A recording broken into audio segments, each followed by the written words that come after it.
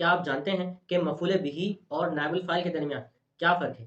आज हम ये सीखेंगे कि मफ़ूल बिही जिसको आप ये समझते हैं कि जिस पर काम वाक़े हो, जिस पर फ़ेल वाक़े हो, वो मफ़ूल बिही होता है। हालाँकि ऐसा नहीं है, क्योंकि जो नाइबुल फ़ाइल है उस पर भी फ़ेल वाक़े हो रहा होता है। जैसे कि दुरिबा ज़ैदुन, ज़ैद को मारा गया, तो मारने का जो फ़ेल है वो ज़ैद पर, तो ये नाइबुल फ़ाइल है, ये मफ़ूल बिही नहीं है। इसी तरह दरबा ज़ैदुन अमरन, ज़ैद ने अमर को मारा, अब अमर पर मारने का फ़ेल हो रहा है, तो ये मफ़ूल बिही है। तो मारने का जो फ़ेल है वो नाइबुल फ़ाइल पर भी होता है, और काम जो किया जाता है, जो फ़ेल जिस पर फ़ेल वाक़े होता है वो नाइबुल फ़ाइल भी होता है और मफ़ूल बिही भी होता है। इसका दरमियान फ़र्क क्या है? जब कलाम अरब में ये तरकीब कलाम में इस्तेमाल हो, जुमले में इस्तेमाल हो, तो हम इसकी पहचान कैसे कर सकेंगे?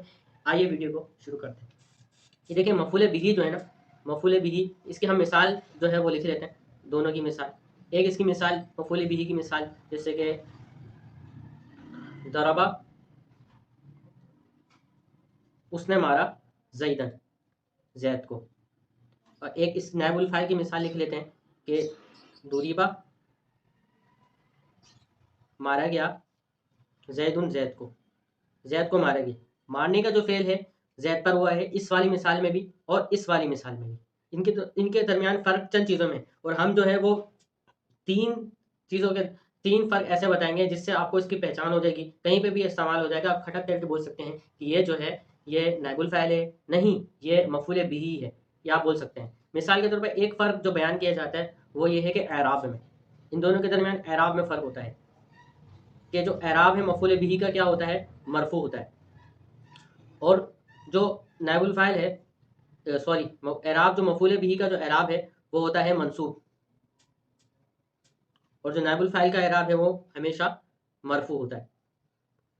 मफ़ूल बिही हमेशा मंसूब होता है और नाइबुल फ़ाइल हमेशा मरफ़ू होता है। एक फ़र्क ये है। दूसरा फ़र्क ये है कि मुस्नद इलैह के इस्नाद के एतबार से, फ़र्क है कि जो मफ़ूल बिही होता है ये मुस्नद इलैह नहीं होता, मुस्नद इलैह ये नहीं होता, और जबकि नाइबुल फ़ाइल है ये मुस्नद इलैह होता है।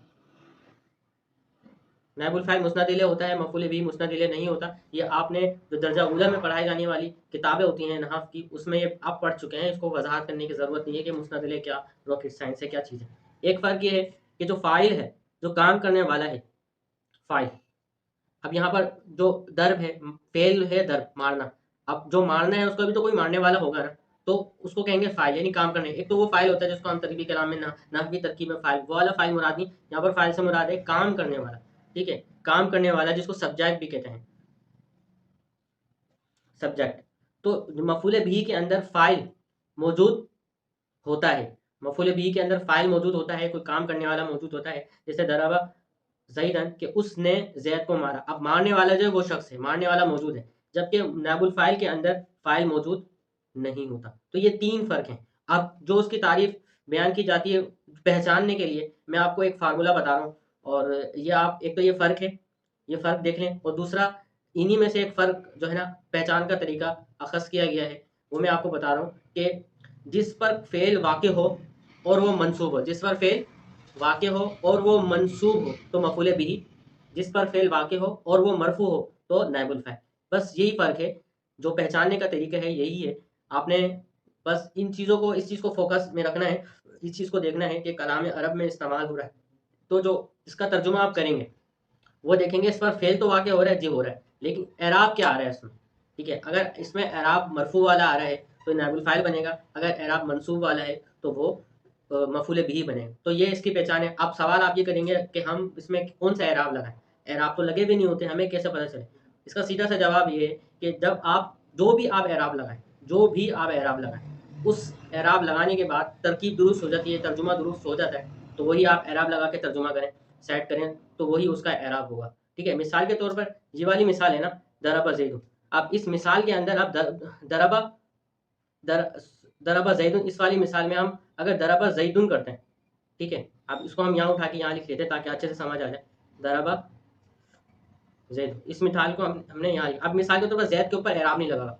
अगर हम ज़ैदन एराब लगाते हैं तो हम तर्जुमा करेंगे उसने मारा ज़ैद को। अब ये मुतय्यन हो जाएगा मफ़ूल बिही के तौर पर, जैसे कि इस मिसाल में हुआ, ठीक है? लेकिन हम ऐसा करते हैं कि इस पर हम एराब लगाते हैं दम्मा, ठीक है? तनवीन लगा देते हैं, दरबा ज़ैदुन। तो अब तर्जुमा होगा ज़ैद ने मारा। अब फ़ाइल जो है ना ये बन जाएगा इसका, ठीक है, जैद को मारा गया तर्जुमा नहीं होगा। अगर आप इसको ये तर्जुमा करना चाहते हैं जैद को मारा गया, तो हम दरबा की जगह दुरीबा कर देंगे।